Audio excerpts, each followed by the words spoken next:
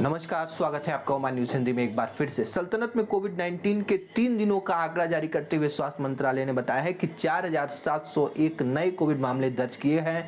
13 लोगों की दुखद मृत्यु हुई है। सल्तनत में दर्ज कुल कोविड संख्या अब 3,65,700 हो गई है। मरने वालों का कुल आंकड़ा 4,208 हो गया है। सल्तनत में जो लोग हॉस्पिटल्स में एडमिट हैं उनकी संख्या बढ़कर 421 हो गई है। पिछले 24 घंटे के अंदर 110 लोगों को हॉस्पिटल में एडमिट कराने की आवश्यकता पड़ी है। 87 लोग अभी भी आईसीयू में अपना इलाज करा रहे हैं। सल्तनत में पिछले 3 दिनों के अंदर 7,100 लोग रिकवर भी हुए हैं और सल्तनत में इस समय जो संक्रमितों की संख्या है वो 20,000 के करीब आ पहुंची है।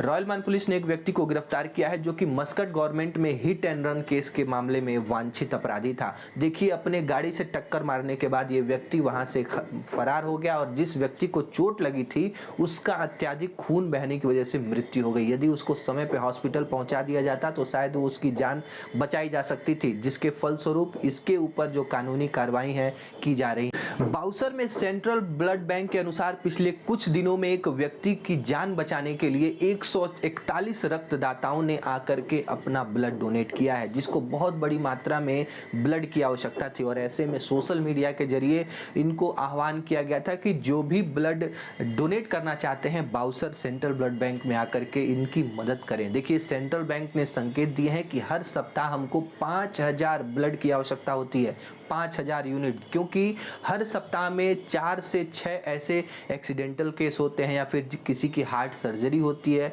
और 6 से 7 ऐसे पेशेंट आते हैं प्रति सप्ताह जिनको कैंसर से जुड़ी बीमारियां होती हैं। ऐसे में ब्लड की आवश्यकता लगातार बनी रहती है। डोफार बिल्डिंग, जो कि सीब के इलाके में ये बिल्डिंग स्थित है और 11 फरवरी शाम 6 बजे को इसी बिल्डिंग में आग लगी थी और इस बिल्डिंग में लगभग 60 से ज़्यादा दुकानें हैं और इन सभी दुकानों के जो सामान है वो जलकर राख हो चुके हैं। अब इन सभी दुकानदारों का जीवन अधर में लटका हुआ दिखाई दे रहा है। हालांकि 10 मिनट के अंदर फायर फाइटर्स की टीम पहुंच चुकी थी, लेकिन आग इतनी तेजी से फैली कि इन सभी दुकानों के जो सामान है वो जलकर राख हो गए थे और इस घटना में 10 लोगों की घायल होने की भी सूचना मिली थी, क्योंकि बहुत सारे ऐसे दुकानदार जो कि अपने पूरे जीवन की कमाई इस दुकान में लगा करके वे अपना रोजी रोटी चलाते हैं, जब आग लगा देखकर वो समझे कि कुछ हम सामान को वापस निकाल सकते हैं और इसी घटना में वे घायल भी हो गए।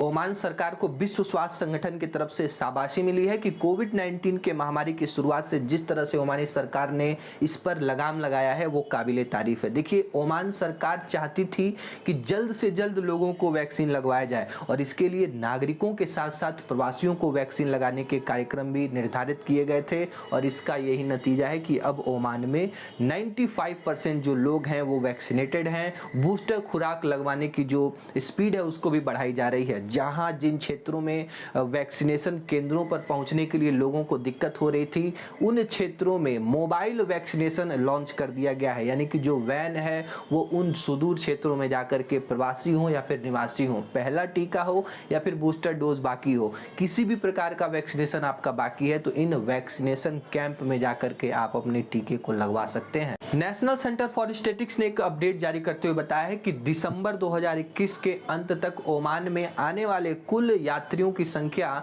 6,52,000 के करीब पहुंच गई थी। वही दिसंबर 2021 तक ओमान को छोड़ने वाले प्रवासी हो या फिर ओमानी हैं, इनकी कुल संख्या 1,90,000 के करीब हो गई थी। जीसीसी से आने वाले सबसे ज्यादा लोगों ने ओमान में प्रवास किया है पिछले साल। 2,93,000 के करीब लोग गल्फ कंट्री से ओमान की यात्रा किए हैं। उसके बाद भारत का नंबर आता है जहां से 1,06,000 आगंतुक भारत से आए हैं, यमन से 41,000, पाकिस्तान से 19,000 और मिस्र से 18,000 लोग 2021 पूरे साल में ओमान पहुंचे हैं।